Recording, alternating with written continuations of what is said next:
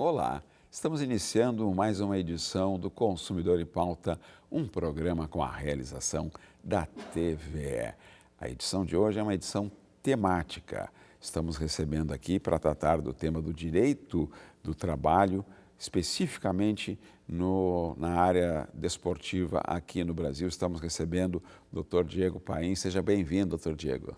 Obrigado, Gil. É sempre uma grande honra e um prazer participar aqui da TV Educativa, a TV Pública dos Gaúchos, respondendo às dúvidas dos telespectadores e hoje falando especificamente do direito esportivo. Não sou muito bom no futebol, Gil. Não é? Jogo uma bolinha amadora também ali, mas Tá nada certo. perto do profissional. Mas no direito o senhor faz gol também, Mas né? no direito isso já é mais a minha praia. Já está escalado. Aí né? pode dar a abraçadeira e a camisa 10 que é comigo. Tá certo, com certeza.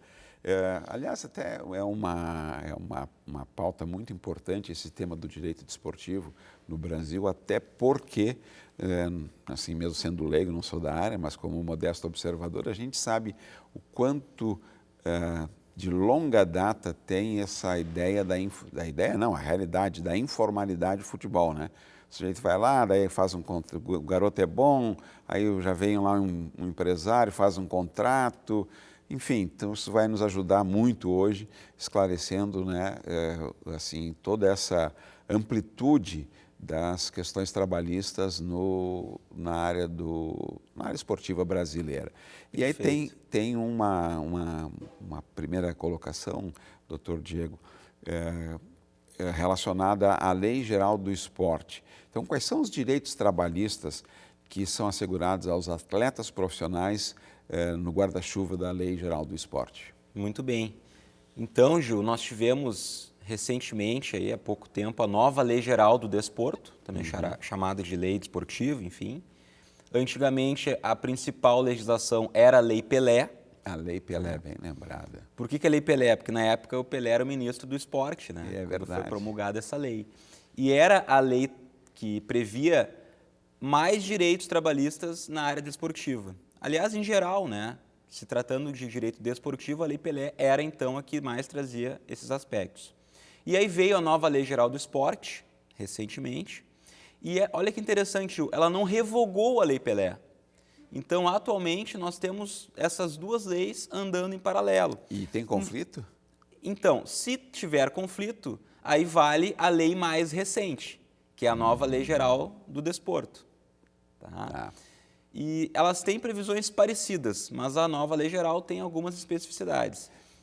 E na questão, desculpa, doutor Diego, Imagina. E na questão dos direitos assegurados, houve alguma alteração entre o que estabelecia a Lei Pelé e a nova Lei Geral do Esporte? Sim, teve alguns detalhes, tá, Gil? Mas, respondendo aqui a dúvida de muita gente, o jogador de futebol, atletas em geral, tá, Gil? Sim. É importante dizer que a lei não limita só para jogadores de futebol, atletas em geral. Mas como o futebol, né, o esporte mais difundido e divulgado, popular. debatido, a gente foca sempre no jogador de futebol. O jogador de futebol tem direito à carteira de trabalho assinada? Tem direito. Né? Um contrato de trabalho desportivo, contrato de emprego formal. Mas o jogador de futebol que ganha lá R$1 milhão, ele vai ter direito a 13º, a férias com 1/3, Sim. a FGTS, INSS? Sim, Gil.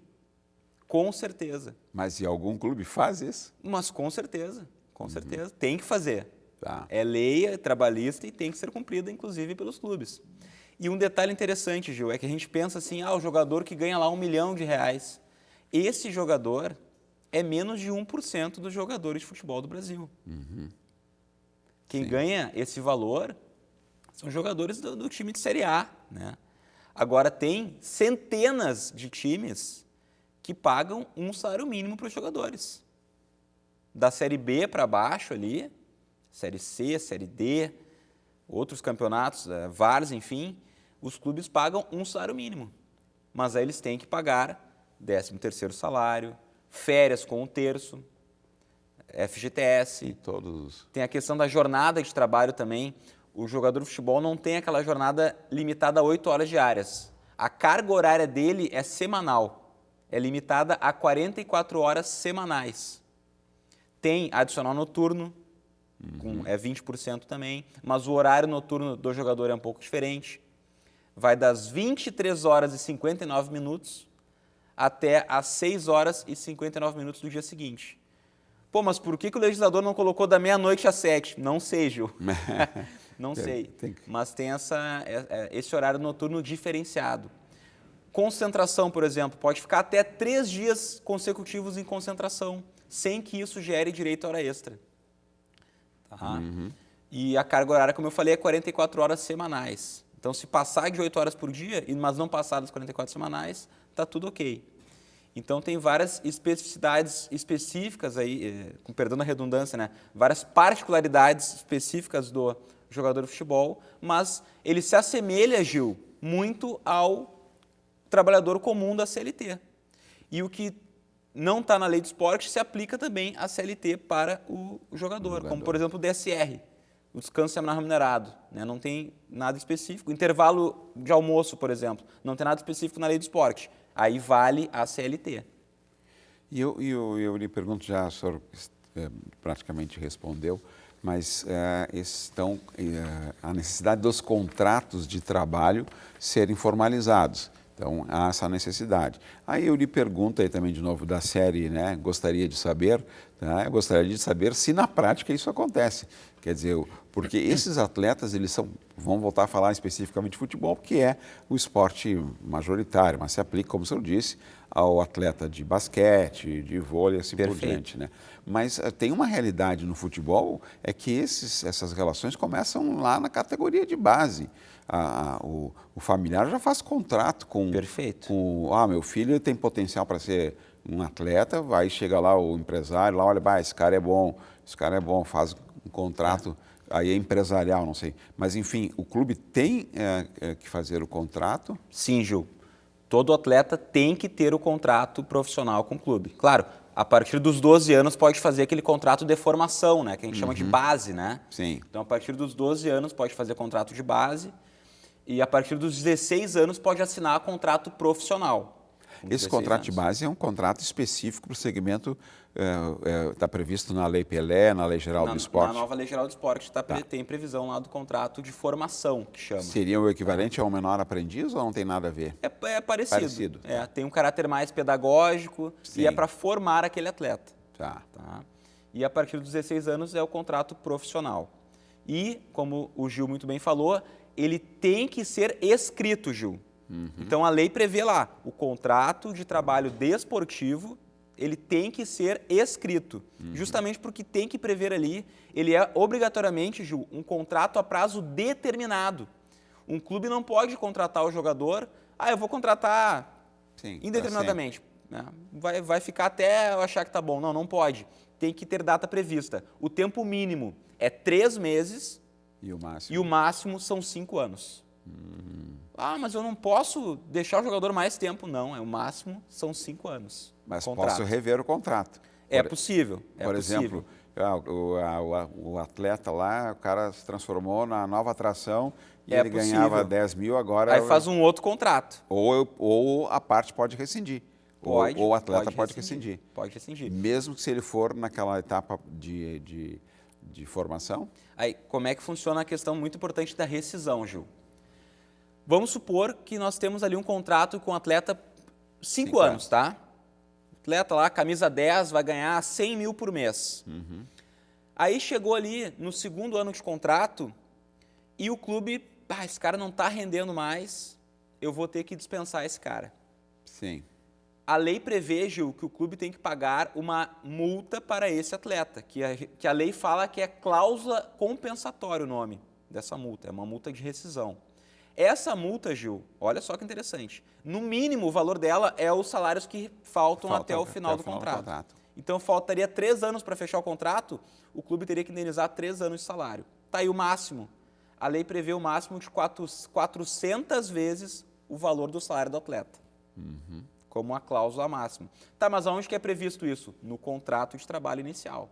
Tá certo. Então o clube fechou com o atleta, tem que estar prevista a cláusula compensatória. E se for o inverso, Gil? O atleta recebeu uma proposta lá do Barcelona. E o atleta, vou ganhar bem mais lá, vou picar a mula, né? Tem que pagar. tem que indenizar o clube. Aí é a cláusula indenizatória. A cláusula indenizatória, Gil, tem um limite de até 2.000 vezes o salário do atleta, se for transferência nacional. Se for transferência internacional, aí não tem limite. E olha que interessante, o clube daí que comprou o atleta fica responsável solidariamente por essa multa. Então, se o atleta disser, não tem dinheiro para pagar, o clube fica responsável solidariamente. Então, vamos supor aqui, o Inter ou o Grêmio perderam o atleta por um clube do exterior e o atleta não pagou a multa, o Inter ou o Grêmio podem cobrar, inclusive perante a FIFA, né? Pode emitir uma reclamação lá para a FIFA e dizer, o Barcelona, o Real Madrid, pegaram o meu atleta e não pagaram a indenização. Tá? E, repito, não tem limite. Se quiser estipular ali que é 1 bilhão de dinar do Kuwait, que é a moeda mais valiosa do mundo, né, Gil? Vale mais de 3 dólares, 3,27, se eu não me engano. Então, posso prever ali que vale 1 bilhão de dinar do Kuwait a multa indenizatória. Pode prever. Pode prever. E diante dessa amplitude de direitos e deveres, os atletas podem ser sindicalizados ou criar associações? Com certeza, Gil. Aliás, podem e devem. Eu sempre digo, o direito sindical ele é muito importante para a categoria. Mas tem sindicato que não funciona. Bom, aí é um problema do sindicato. Claro. Agora, o direito do trabalho, aliás, nasceu com a luta sindical, né, Gil? Com certeza. Getúlio Vargas, né? Nasceu com a luta sindical. O sindicato é importante para lutar por direitos da categoria. Para proteger. Porque existe a lei geral, mas tem categoria específica que às vezes precisa que o sindicato lute por alguma questão. De trabalhadores da área esportiva já tem, né? Tem sindicato dos atletas. Né? Inclusive aqui, Gil, no Rio Grande do Sul, que nós estamos, o sindicato dos atletas prevê um salário para 2025 agora, estava previsto, né? Entre R$ 2.600 e R$ 3.200 para a primeira divisão, por exemplo. Aí varia, né? Sim. Primeira divisão, R$ 3.200. Aí me perguntem, tem clube que não paga isso? Tem, Gil. Sim. Que coisa, hein? Já vi diversos processos em que se busca o salário mínimo da categoria. Porque tem muito clube gaúcho que não respeita o mínimo da norma coletiva. Da norma assinada. Doutor Diego, vamos para um intervalo comercial, não, né? Um intervalo aqui institucional da nossa TV aqui no Consumidor em Pauta e voltamos tratando do direito desportivo. Nos aguarde.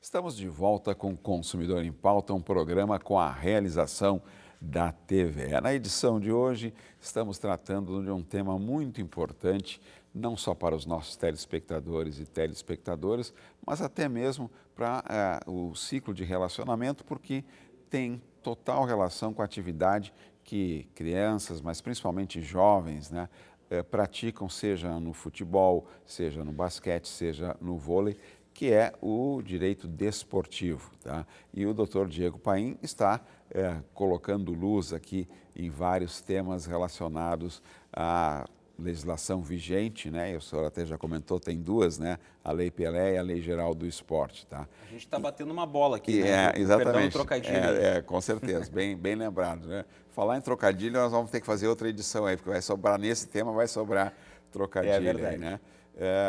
Aí, em relação à questão previdenciária, os atletas, eles têm uma proteção previdenciária? Como é que funciona?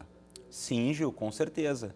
O atleta, nós estamos falando do jogador aqui, mas atleta em geral, ele é um segurado obrigatório do INSS. Então, o clube tem que pagar ali todo mês o valor, a contribuição previdenciária, e aí o atleta, ele, se sofrer um acidente, por exemplo, de trabalho, se machucar, ele é afastado perante o INSS. Tá? Então, depois também para se aposentar, e a vida do atleta é uma vida profissional curta, né? Então, é importante também o INSS, ele tem direito de receber auxílio-doença. O atleta faleceu, os dependentes vão ter direito à pensão por morte, então é muito importante. E tem algumas categorias, Gil, que prevêem uma complementação salarial.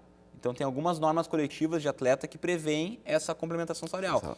Porque o atleta ganha R$100 mil, vai para o INSS e vai ganhar o teto do INSS. Tá? Que se não me falha a memória, está em torno de 7 mil, né? E aí o clube paga uma complementação durante o período de afastamento. Tá? Porque o contrato fica suspenso, mas ele paga uma complementação. Nós falamos há pouco, antes do intervalo, a questão de associações e sindicatos que exercem situações como essa, né, que a gente vai colocar agora aqui para o senhor nos orientar. O que acontece em caso de atraso de pagamento dos salários ou demais obrigações trabalhistas? O que acontece? Nós falamos do sindicato, Sim. associações, aí o trabalhador vai lá, faz a denúncia, o sindicato faz uma notificação ou vai no Ministério Público. Perfeito, Ju. Como acontece no caso eles têm alguma medida para fazer caso atrasar o pagamento do salário? Perfeito. O atleta vai lá, registra no sindicato e no Ministério do Trabalho uma reclamação, tá? E, independentemente disso, em paralelo, a Lei Geral do Esporte prevê, se o clube estiver com 2 meses de salário em atraso, e aí salário não é só o valor, FGTS vale também, direito de imagem, a lei também inclui nisso. Então, se tiver com 2 meses em atraso, o atleta pode rescindir o contrato, sem pagar multa. Pelo contrário, ele ainda pode exigir que o clube pague multa para ele. Então, está com 2 meses em atraso. O atleta pode, inclusive, Gil, a lei prevê esse direito. Ele pode se negar a praticar o esporte. Opa! A partir de 2 meses em atraso. E é interessante que é uma norma mais benéfica para o atleta. Porque a norma geral, a regra geral para qualquer trabalhador é a partir de 3 meses. Sim. Né? Não tem nada na lei específica na CLT, mas a jurisprudência entende. O empregador está com 3 meses ali de salário, atrasado. Por exemplo, está atrasando, né? Sim. Não é que não pagou, mas está pagando em atraso. A repetição dos atrasos. A repetição. Aí a lei normal, a jurisprudência normal, prevê a rescisão indireta nessas hipóteses. Já a nova Lei Geral do Esporte disse, atrasou 2 meses de salário, está rescindido o contrato. Se o atleta assim quiser, né? Pode exercer o seu direito. Aí o senhor falou, até citando agora na resposta, o direito de imagem. O direito de imagem está previsto no contrato assinado ou ele é um documento à parte? E aí, no caso, como é que funciona isso no direito, na Lei Geral do Esporte? Perfeito, Gil. O direito de imagem é quando o jogador, o atleta, ele cede o direito para que o clube use a imagem dele para receber dinheiro de patrocínio, enfim, de emissoras. Tá? E o direito de imagem, então, tem que estar em contrato, ou o clube faz um contrato direto com o jogador ou até com uma empresa do jogador. Tá? E o que acontece, Gil? Hoje a lei prevê que o valor que o clube paga a título de direito de imagem não pode ser superior a 50% do salário do jogador. Então, um exemplo aqui para ilustrar. O jogador é contratado pelo Grêmio para receber 10 mil reais. O Grêmio não pode pagar direito de imagem mais do que 5 mil reais. Então, é 10 mil mais 5 mil direito de imagem. Por que isso, Gil? Porque antigamente, até antes da Lei Pelé, tinha clubes que faziam o seguinte, eu vou te pagar R$1.000 de salário e 99 mil de direito de imagem. Sim. Por que eles faziam isso? Porque o direito de imagem não te dá direito a 13º, a férias com terço, a FGTS. Aí o atleta recebia tudo isso com base em R$1.000. Caramba. Então isso acontecia muito. Foi um avanço, foi uma conquista. Foi um avanço. A Lei Pelé trazia a previsão de que não podia ficar acima de 40%, mas aí do total da remuneração. Então, era um salário de 10 mil. Podia discriminar no máximo 4 mil como direito de imagem e 6 mil o restante. Agora é 50% do valor da remuneração. Então, como eu falei, se ganha 10 mil de salário, pode ganhar mais 5 mil de direito de imagem. Direito de imagem. O Brasil vem vivenciando, continua vivenciando, é uma pauta que o senhor também conhece muito mais do que nós, mero observadores, é que nos últimos 4, 5 anos é a pejotização dos trabalhadores. Isso tem acontecido em vários segmentos. Perfeito. E aí, nesse contexto, na área do esporte também, isso emergiu, doutor Diego? Não, o atleta ele não pode ser um PJ, tá, Gil? Tá. Isso aí não existe. O atleta tem o caráter personalíssimo. Eu não posso contratar, por exemplo, agora usando o jogador do Inter, eu usei o Grêmio na última resposta agora do Inter. Eu não posso contratar a empresa do Alan Patrick, por exemplo, do jogador. Não, eu tenho que contratar o Alan Patrick. O direito de imagem, sim, Gil. O direito de imagem pode ser vinculado a uma empresa do jogador. Daí ele tá... porque não é um contrato... O direito de imagem não está vinculado a salário, ao vínculo empregatício. Sim. É uma indenização civil, é um contrato civil atrelado Entre ao as contrato partes. de trabalho. Sim. Então, sendo contrato civil, pode ser feito mediante um CNPJ do atleta. Tem muito atleta que faz isso. Tá. Eu sou o jogador camisa 10 do Inter, eu tenho uma empresa que presta assessoria para mim, ou minha empresa mesmo, e aí o contrato de imagem eu cedo, é tipo um aluguel da minha imagem, né? Eu, atleta, cedo a minha imagem a tal valor por mês para o clube. Correto. Em relação à formação dos atletas, a Lei Geral do Esporte, ela tem alguma proteção específica? Sim, Gil. Inclusive, a lei ela traz bastante previsão sobre isso, porque assim, em se tratando de menor de idade, a lei, até o Estatuto da Criança e do Adolescente, né, Gil, aqui do Brasil, é bem rígida nisso. Sim. Mas acontece muitas falhas, mas aí é questão de fiscalização. A lei lá existe e prevê. Toda empresa, todo clube tem que proteger o menor, o trabalhador, o atleta, tem que prover um ambiente saudável e seguro para aquele atleta. Por isso que a lei prevê, inclusive, atleta de formação menor de 14 anos jamais pode ficar alojado no clube. Opa. Menor de 14, jamais. Pode jogar de noite? Não. Horário noturno também, para menor de idade, não pode. Tá? Trabalho insalubre? Também não pode. Tá? Então, tem esses cuidados. Lembrando que o contrato de formação do atleta é um contrato pedagógico voltado para o crescimento, para projetar aquele menor no cenário profissional, que a partir dos 16 anos, sim, aí ele vai poder assinar um contrato profissional com o clube.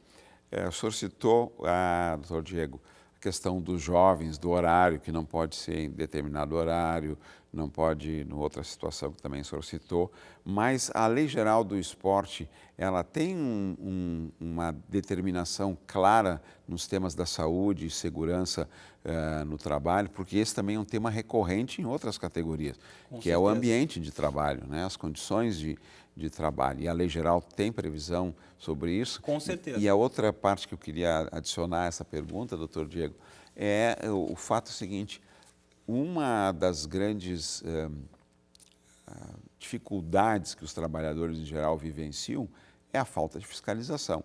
Quer seja pela incapacidade quantitativa do Ministério Público, de auditores, e inclusive até o próprio processo pós-2017 de fragilização das estruturas sindicais, que perderam também receita, portanto perderam gente. Exatamente. Então, a pergunta, se alongando um pouco, doutor Diego, primeiro, a Lei Geral do Esporte prevê esses temas da segurança no trabalho, e também a fragilização, prevendo se há fiscalização para isso. Perfeito, Gil. A Lei Geral do Esporte prevê, sim. Inclusive, Gil, eu tive diversos casos já de clubes que tinham alojamentos extremamente insalubres. Atletas que dormiam no chão, Gil. Ambiente úmido. Enfim, não vou nem entrar em detalhes. Sim. Mas em situações assim, terríveis. Clubes pequenos, de interior, assim, que não tinha fiscalização mesmo, né, Gil? Sim. Mas, assim, objetivamente, sim, a Lei Geral do Esporte prevê isso. E nós temos outras leis também. A NR1, por exemplo, do Ministério do Trabalho, né, que é a norma regulamentadora, traz, inclusive, a obrigação do clube e das empresas em geral de tratar questões não só de saúde física, mas psíquica dos atletas. E o atleta é submetido a uma pressão psicológica muito grande, né, Gil? Ainda mais atleta de rendimento. Sim. Atleta de alta performance, de alto potencial. Então, a NR1 prevê que as empresas e os clubes têm que fomentar um ambiente saudável, não só fisicamente, mas psiquicamente, e fiscalizar isso também, Gil. Implementar políticas. O RH tem que perguntar, tem que oferecer apoio psicológico, tem que oferecer tratamento para os seus atletas. Tá? Tem a CIPA também. Em 2022 teve uma alteração na lei da CIPA. A CIPA é a Comissão Interna de Prevenção de Acidentes. A partir de 2022, ela virou Comissão Interna de Prevenção de Acidentes e Assédios no ambiente de trabalho. Assédio moral, assédio sexual. Tá, e assédio moral acontece no jogador de futebol, nos clubes? Acontece. Como em qualquer outra empresa acontece. E tem proteção para... Tem proteção. Se o jogador estiver sofrendo assédio, ele pode, inclusive, rescindir aquele contrato de trabalho. Desde que imputando a culpa no clube. No clube. Aí ele tem que entrar com uma ação de rescisão indireta. E aí o clube vai ter que pagar toda a rescisão daquele atleta, inclusive a multa compensatória que eu mencionei antes. De novo, assim, nesse caso, se o atleta vai lá e faz a denúncia, não quase encerrando aqui o nosso programa, Diego, mas assim, não existe um sistema de informação que acabe rotulando, porque isso acontece com os trabalhadores convencionais. Ele vai lá, sofre um determinado assédio, faz a denúncia e fica carimbado, não contrata mais. Só para, assim, de maneira prática, existe ou não essa realidade de risco e de fragilidade do atleta? Gil, o risco, ele existe, mas a lei protege o atleta, o trabalhador, para que não haja discriminação nenhuma, para que ele exerça o seu direito de buscar, né, um ambiente saudável a todo tempo. Muito obrigado, Dr. Diego Paim, pelos seus esclarecimentos. É um tema também muito importante aqui para os nossos telespectadores e telespectadoras. Consumidor em Pauta fica por aqui. Nos aguarde, contamos com a sua presença e a sua audiência na próxima edição. Até lá!